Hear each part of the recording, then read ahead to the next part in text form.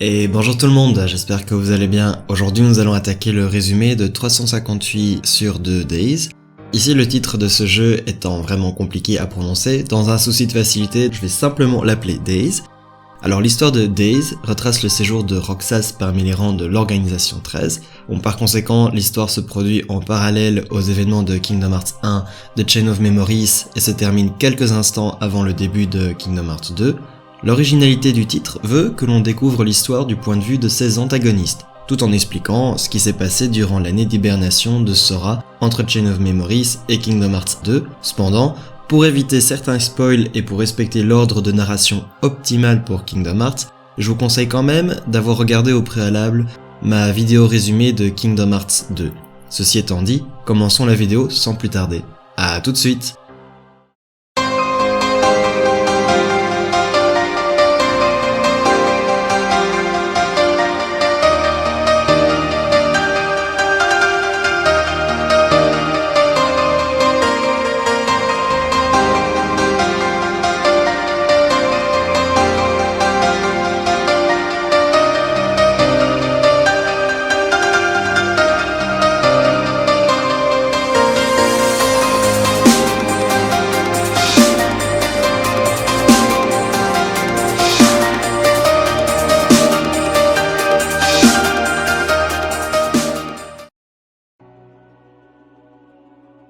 Notre histoire commence dans la Cité du Crépuscule. Roxas y naît suite à la transformation en sang-cœur de Sora dans la forteresse oubliée.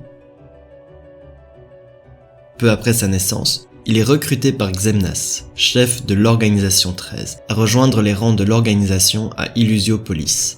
Roxas intègre le groupe et en devient le 13e membre. Mais dû aux circonstances particulières de sa naissance, Roxas s'avère être un simili spécial. En plus de savoir manier une Keyblade, il n'a conservé aucun souvenir du temps où il était humain et se comporte un peu comme un zombie. Il éprouve de la peine à parler, à se rappeler d'événements, de noms, ainsi qu'à comprendre ce qui se passe généralement autour de lui. En raison de sa grande fragilité, Saïx, le numéro 7 dans l'organisation et bras droit de Xemnas, ordonne à Axel de chaperonner Roxas le temps qu'il devienne autonome. Bien qu'au départ très réticent à babysitter la nouvelle recrue, Axel finit par se lier d'amitié avec Roxas à mesure que celui-ci sortait de sa léthargie. Axel invita régulièrement Roxas à la fin de leur mission sur la tour de la gare de la Cité du Crépuscule afin d'y déguster des glaces à l'eau de mer. You remember what this ice cream is called? It's, sea salt ice cream. I already told you before. Get it memorized. It's salty, but sweet. Roxas, you said the same exact thing the other day. I did? I don't remember. Peu de temps après l'intronisation de Roxas, un autre individu fut aussi convié à rejoindre l'Organisation 13. Cet étrange 14e membre de l'organisation est présenté comme s'appelant Xion. À l'instar des premiers jours de Roxas, Xion se montre elle aussi très discrète et super silencieuse. Elle ne parle à personne et conserve en permanence son visage caché sous sa capuche. Mais chaque fois qu'elle croise le regard de Roxas, elle ne peut s'empêcher de le fixer distraitement. Roxas ressent aussi la même curiosité envers Xion, mais ne sachant pas vraiment expliquer d'où provient cette étrange impression. Les semaines passèrent et les simili de l'Organisation 13 expliquèrent leur plan à Roxas. L'Organisation 13 est une organisation constituée de simili désirant recouvrer un cœur. Dans ce but, ils veulent construire un Kingdom Hearts artificiel en se servant des cœurs relâchés par les 100 cœurs. En se joignant au Kingdom Hearts, ils espèrent recevoir un nouveau cœur et exister pleinement à nouveau. Car étant des simili, ils sont naturellement dépourvus de cœur et d'émotions, et ils en développent un véritable complexe. Dans ce but, Roxas s'avère être une pièce maîtresse, puisqu'il est le seul dans toute l'organisation à pouvoir manipuler une Keyblade. De fait, il est le seul simili capable de libérer les cœurs prisonniers à l'intérieur des 100 cœurs, et ainsi participer et provoquer la construction du Kingdom Hearts artificiel. And at long last we see before us the great collection of hearts. Hearts full of rage, hate, sadness, and bliss.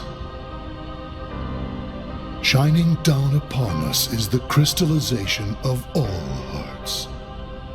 Kingdom Hearts.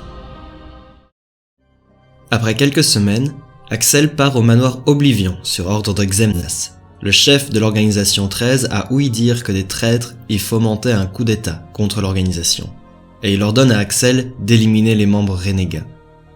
Durant l'absence d'Axel, Saïx envoie Roxas et Chion ensemble en mission le plus souvent possible, et durant ces missions, un changement de comportement s'opère chez Chion. Au contact de Roxas, Chion devient plus bavarde, lui révèle son visage et se montre même capable de manipuler une Keyblade. Roxas est abasourdi, et en constatant leurs nombreux points communs, Roxas et Chion finirent par se lier d'amitié. Roxas emmena alors Chion en haut de la tour pour y manger des glaces, tout comme Axel avait fait de même avec lui, et lui promet que quand Axel sera de retour du manoir Oblivion, ils pourront partager les glaces à trois. Mais dans les jours qui suivirent l'éveil de Chion, de mauvaises nouvelles arrivèrent au QG de l'organisation 13. Toute l'équipe envoyée au manoir Oblivion a été décimée, et Axel est introuvable.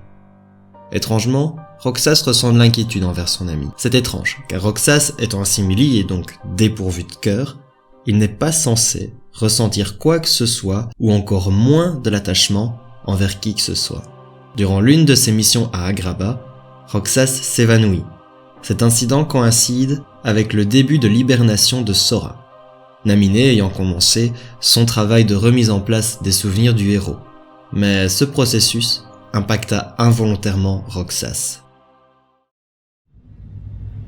Will he wake from this? I am told Roxas will return, provided the hero is stripped of all his memories. Then I suppose much hinges on Castle Oblivion.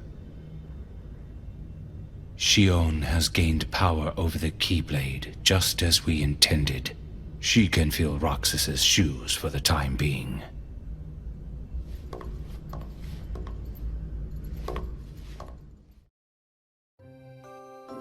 22 jours après s'être évanoui, Roxas reprit connaissance. Il s'aperçoit que Chion lui avait rendu visite et que, chaque jour, elle avait déposé sur son lit un coquillage qu'elle avait ramassé dans les mondes qu'elle visitait. Après plusieurs semaines, Axel refait surface dans la cité du crépuscule, et Roxas se réjouit de voir son ami sain et sauf. Comme promis, Roxas présente Chion à Axel sur la tour de la gare, afin d'y déguster et de partager des glaces. Axel se montre d'abord mal à l'aise en présence de Chion, mais finit par s'ouvrir, et commença lui aussi à tisser des liens d'amitié envers elle. Chion expliqua que depuis peu, elle n'est plus capable de faire apparaître la Keyblade, et elle a peur que si Saïx la prenait, elle serait transformée en simili subalterne. Axel lui suggère alors de partir systématiquement en mission avec Roxas. Si Roxas récolte 2 fois plus de cœurs, Saïx n'y verra aucune différence, et cette supercherie leur donnerait du temps supplémentaire pour trouver une meilleure solution au problème. Chion remercie Axel de cette magnifique idée, et elle se montre elle aussi plus à l'aise en compagnie d'Axel. De retour au château à Illusiopolis, Axel fait son rapport à Xemnas sur les événements arrivés au manoir Oblivion. Mais il est ensuite rattrapé discrètement par Saïx. Ce dernier lui demande s'il a pu profiter de cette occasion pour inspecter le manoir minutieusement. Saïx soupçonne que Xemnas leur cache des choses, et qu'il n'a pas été entièrement honnête avec les autres membres de l'organisation.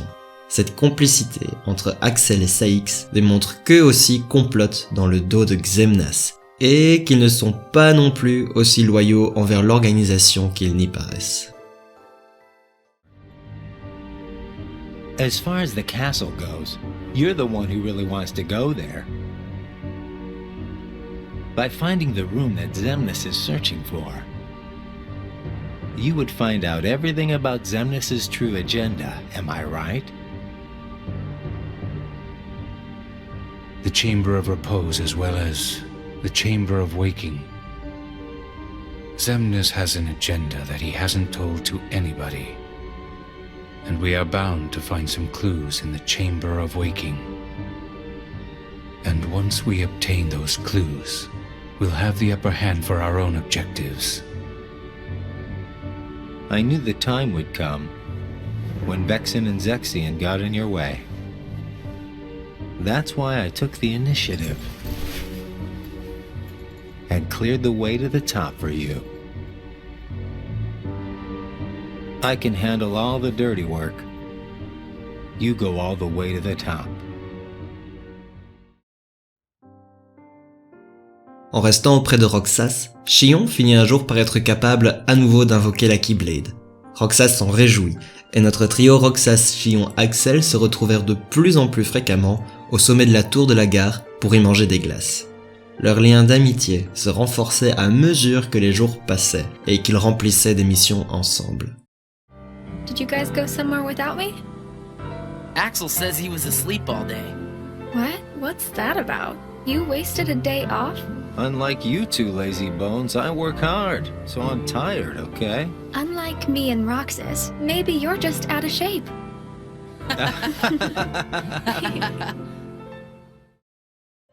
Quelques jours plus tard, Shion eut une altercation avec un imposteur, possédant le même manteau de l'Organisation 13. Il s'agissait de Riku, mais ce dernier eut rapidement pris le dessus sur son assaillante. Il ramassa la Keyblade de Shion et la jeta dans sa direction, jugeant qu'il s'agissait d'une contrefaçon et qu'elle-même était une usurpatrice. Cette déclaration causa grand-peine à Shion et elle sombra dans une profonde dépression les jours suivants.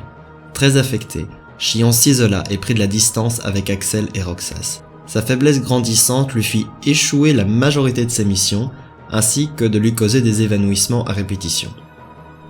Constatant ces pauvres résultats, Saïx devint de plus en plus hautain envers Shion, et la railla ouvertement en l'accusant d'être une erreur que l'organisation n'aurait jamais dû commettre, et qu'elle n'était guère plus qu'un outil défectueux bon à jeter. Axel et Roxas s'opposèrent ouvertement à Saïx, et notre trio prirent conscience qu'ils étaient devenus meilleurs amis, et se jurèrent de se protéger les uns des autres.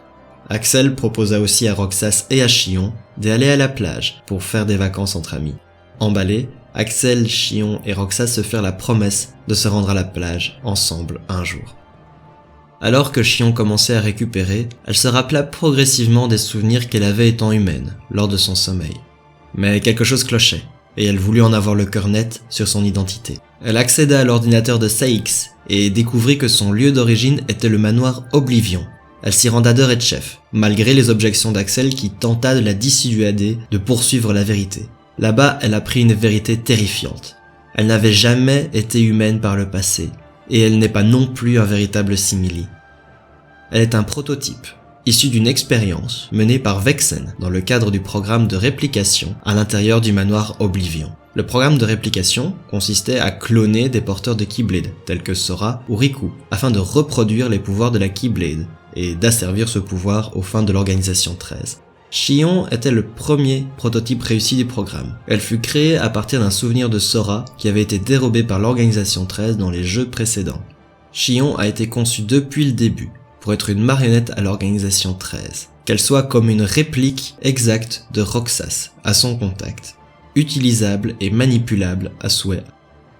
Elle rencontre à nouveau Riku, qui lui fit part d'autres vérités préoccupantes la concernant. Elle, Roxas et Sora sont connectés, mais cette connexion est extrêmement toxique pour tout le monde. Lorsque Sora fut placée en hibernation par Naminé afin qu'elle remette ses souvenirs en ordre, certains d'entre eux ont trouvé refuge en Shion grâce aux contacts répétés qu'elle a eus avec Roxas. Le problème, c'est que dans le futur, plus de souvenirs de Sora seront aspirés en Shion et en Roxas et se mêleront avec leurs propres souvenirs à eux. Au long terme, cela rendrait le réveil de Sora complètement impossible. De plus, elle met aussi en danger Roxas en restant trop longtemps proche de lui. Comme Shion a été créé essentiellement dans le but de reproduire les pouvoirs de la Keyblade, elle ne peut le faire qu'en absorbant, inconsciemment, les pouvoirs et les capacités de Roxas. Au fur et à mesure que Shion se renforcera, la santé de Roxas déclinera. Alertés par la disparition de leur amie, Axel et Roxas partent à sa recherche et finissent par la retrouver dans la cité du crépuscule. Roxas l'accueille les bras ouverts, mais Shion brandit sa Keyblade vers lui. Roxas est choqué de voir un changement d'attitude aussi radical. Axel intervient et engage le combat contre Shion. Les deux amis s'affrontent férocement, bien décidés à en découdre. Profitant d'un moment d'inattention, Axel prend l'avantage et assomme Shion. Il la ramène au QG de l'Organisation 13 sans dire un mot à Roxas. À ce moment de l'histoire, Roxas se doute enfin qu'il y a des choses qu'on lui cache au sein de l'organisation ainsi qu'au sein de son cercle d'amis. Il devient furieux envers Axel et refuse de lui adresser la parole les jours durant. Comme le disait Riku, le retour de Shion au sein de l'organisation accéléra la perte des souvenirs de Sora, allant jusqu'à stopper son processus de réveil. En conséquence, Roxas commença à recevoir de plus en plus de souvenirs de Sora et devint plus faible au contact de Shion. Cette situation n'échappa guère au chef de l'Organisation 13, Xemnas. Both of them have connections to Sora, but we only need one of them under our thumb.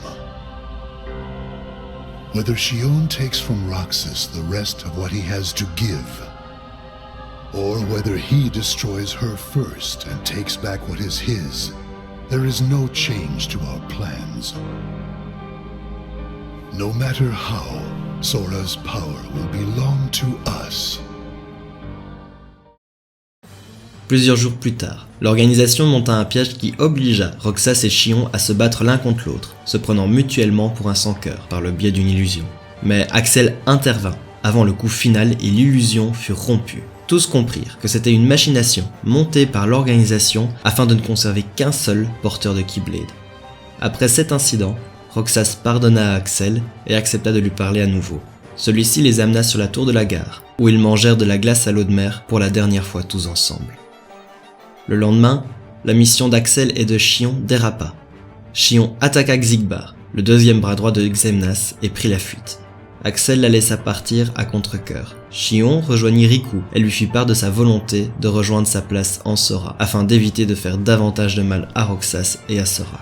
Riku, entendant la demande de Shion, l'enjoigna qu'elle se rende à la Cité du Crépuscule, afin d'y rencontrer Naminé. Naminé expliqua que comme Shion est une marionnette créée à partir des souvenirs de Sora, lorsque ces souvenirs reprendront leur place en Sora, tous les souvenirs liés à Shion disparaîtront. De fait, plus personne ne sera jamais capable de se souvenir de qui elle est ou qu'elle ait jamais existé. À sa mort, tout le monde l'oubliera. Mais Shion accepte son douloureux destin, bien déterminé à aller jusqu'au bout de sa démarche. Entre-temps, Roxas se rend compte qu'Axel était au courant depuis bien longtemps sur la véritable nature de Shion et qu'il l'avait laissé partir intentionnellement. Cela jette un nouveau froid dans leur relation et Roxas est furieux. Il ne fait plus confiance à Axel et décide de quitter à son tour l'Organisation 13 pour obtenir des réponses sur son identité à lui. Car il comprend que l'Organisation 13 lui cache des choses à son sujet et qu'il n'aura pas plus de réponses en restant ici. Il veut aussi comprendre qui est ce Sora dont il a tant entendu parler. Axel tente de le raisonner et de le retenir, mais Roxas avait fait son choix et avance sans se retourner. Your mind's made up? Why did the Keyblade choose me? I have to know.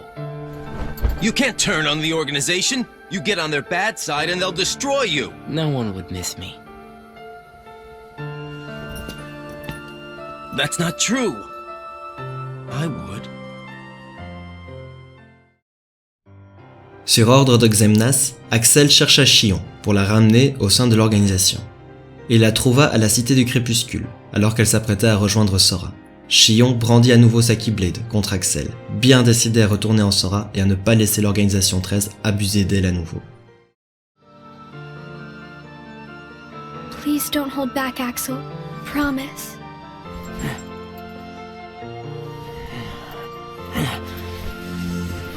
What's your problem? You both think you can do whatever you want. Well, I'm sick of it. Go on, you just keep running. But I'll always be there to bring you back. Axel parvint finalement à ramener Shion à Illusiopolis, mais il s'écroule au palier et c'est Xemnas qui récupère Shion. Par la suite, Shion retrouve Roxas, qui s'était réfugiée en haut de la tour. Elle lui donne une dernière glace à l'eau de mer, avant de lui dire qu'elle n'a plus de temps. La situation est déjà trop critique. Elle retire son capuchon et dévoile son visage qui maintenant ressemble à Sora. Ce changement implique que Shion a pratiquement recopié tous les pouvoirs de Sora via Roxas, et qu'elle se rapproche de son destin d'être une marionnette pour servir l'Organisation 13. Elle attaque Roxas, lui disant qu'il s'agissait de son rôle depuis le début, de l'absorber et d'assimiler ses pouvoirs et son existence. Un combat déchirant entre nos deux meilleurs amis se produit, dans lequel Roxas et Shion sont obligés de s'entretuer. Mais Shion laisse Roxas avoir le coup final, ayant déjà décidé depuis longtemps qu'elle devait mourir pour retourner en Sora. Aussitôt qu'il lui donna le coup fatal, Roxas oublia Shion, et celle-ci s'effondra dans ses bras, heureuse que son amie puisse avoir une meilleure vie sans elle. Alors que son corps se décomposait, Shion fit promettre à Roxas de libérer les cœurs prisonniers par le Kingdom Hearts de Xemnas. But you can't let Xemnas have Kingdom Hearts. You can't. Goodbye, Roxas. See you again. I'm glad I got to meet you. Oh, and of course, Axel too. You are both my best friends. Never forget.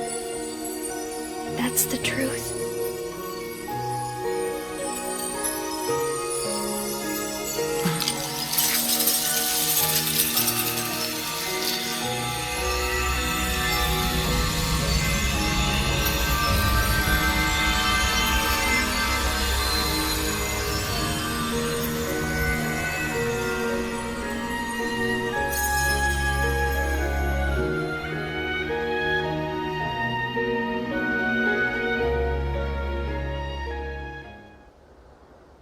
Shion.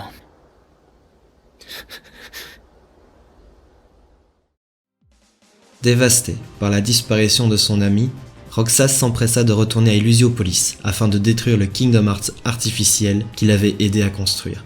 Bien qu'il ne pût se rappeler de Shion, la mort de son ami provoqua en Roxas un vide émotionnel et une tristesse tellement aiguë qu'il devint aveuglé par la vengeance. Il désirait la destruction de l'Organisation 13 tout entière. Le trauma de la mort de Shion lui permit de manipuler une deuxième Keyblade, même si cette deuxième Keyblade n'est pas celle de Shion à proprement parler. En chemin pour accomplir son projet, Roxas fut arrêté par Riku. Riku avait avant tout besoin que Roxas retourne en Sora, afin de rendre les souvenirs nécessaires à son réveil. Laisser Roxas détruire l'Organisation 13 aurait été une mission suicide, ce qui aurait compromis à jamais le réveil de Sora. Entre Roxas et Riku, le combat fit rage, mais Roxas s'avéra être un adversaire plus coriace que Riku. Celui-ci n'eut pas d'autre choix que d'ouvrir son cœur aux ténèbres dans Sem qui y résidait. Ce faisant, il perdit son apparence physique, une partie de son cœur aux ténèbres, mais obtint des pouvoirs suffisamment puissants pour mettre Roxas hors d'état de nuire.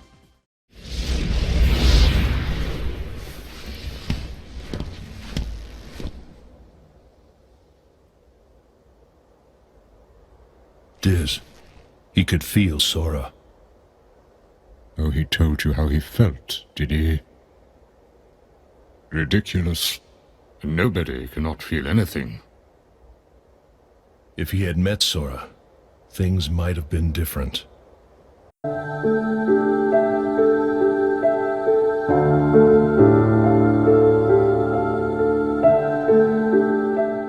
Et ceci conclut ma vidéo résumée sur Days. J'espère qu'elle vous a plu, car il s'agit de l'un des épisodes les plus tristes de la série. Mais l'histoire de Kingdom Hearts ne s'arrête pas là. Elle continue sur ma vidéo résumée sur Kingdom Hearts Birth by Sleep, l'un des meilleurs jeux que la saga ait à proposer, autant en termes d'histoire que de gameplay. Prenez soin de vous jusqu'à ce que j'uploade mes prochaines vidéos, et je vous dis d'ores et déjà à très bientôt. Ciao ciao!